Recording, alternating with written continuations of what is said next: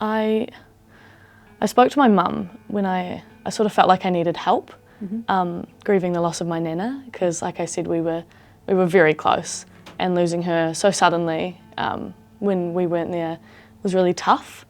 So I talked to my mum, and we went to my GP, and then my GP referred me to a counsellor where I had a few sessions with them, which I found were really good, because I really felt like I wasn't grieving how you're supposed to grieve.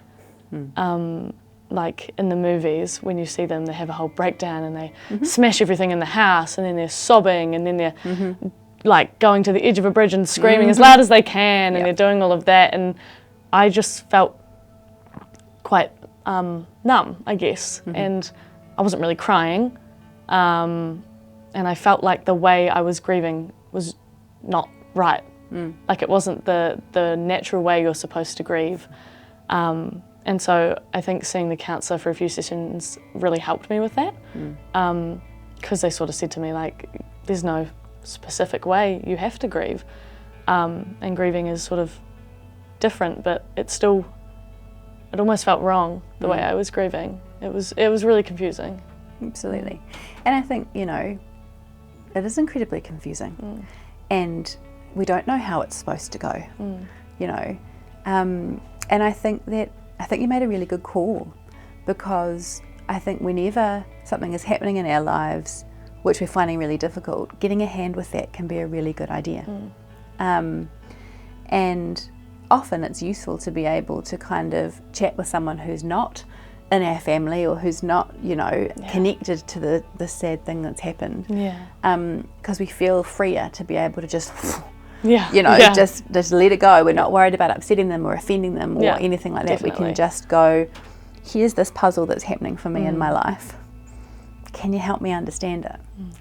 And I mean, you weren't going to the GP you weren't going to the counsellor, for the counsellor to fix it.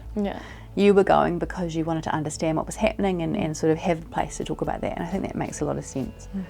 So I really support people to try, you know, to go for that kind of support, because this is a really tough thing to make sense of. Doesn't mean you're weak, doesn't mean you're going crazy, doesn't mean any of those things. It means that something really big is happening in your life, and you're wise enough to go, having a hand with this could be really useful. So first of all, I mean, in terms of when getting help is useful, I would argue kind of any time. But particularly if you're going, there's something about this that doesn't feel quite right.